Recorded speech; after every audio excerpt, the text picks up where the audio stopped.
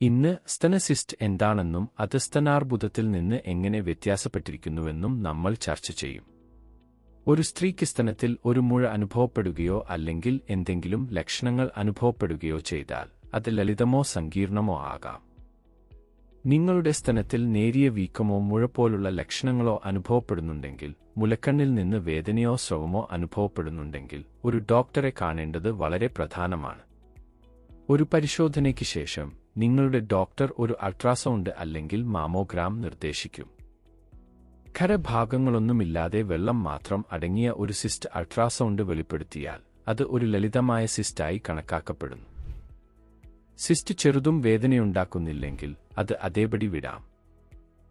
ഇനി സങ്കീർണമായ സിസ്റ്റുകളെക്കുറിച്ച് സംസാരിക്കാം.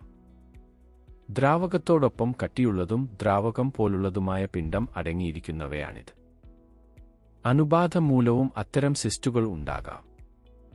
ചിലപ്പോൾ സ്തനത്തിൽ വീക്കം, വേദന അല്ലെങ്കിൽ പനി എന്നിവയും അനുഭവപ്പെടാറുണ്ട്. അത്തരം സന്ദർഭങ്ങളിൽ മറ്റൊരു അൾട്രാസൗണ്ട് അല്ലെങ്കിൽ മാമോഗ്രാം ആവശ്യമാണ്. പഴുപ്പ് പോലെ തോന്നുകയാണെങ്കിൽ അത് നീക്കം ചെയ്ത് പരിശോധനയ്ക്കായി അയക്കും.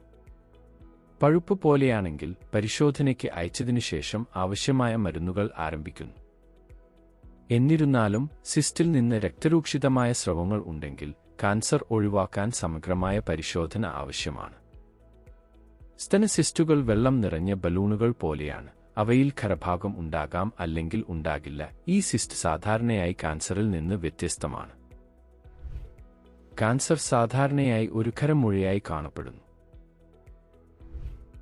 എന്നിരുന്നാലും ചില സങ്കീർണമായ സിസ്റ്റുകൾക്ക് കാൻസറിനോട് സാമ്യമുണ്ടാകാം. അതിനാൽ ഒരു ഡോക്ടറുടെ ഉപദേശവും പരിശോധനയും ആവശ്യമാണ്. അപ്പോൾ എന്തുകൊണ്ട് അത് പിന്തുടർന്നുകൂടാ? അപ്പോൾ പ്രധാന കാര്യം എപ്പോഴും ഇതാണ്: നിങ്ങളുടെ പ്രതിരോധശേഷി വർദ്ധിപ്പിക്കുകയും നിങ്ങളുടെ വീട്ടിൽ ഒരു ഗിലോയ് നടുകയും ചെയ്യുക. നന്ദി.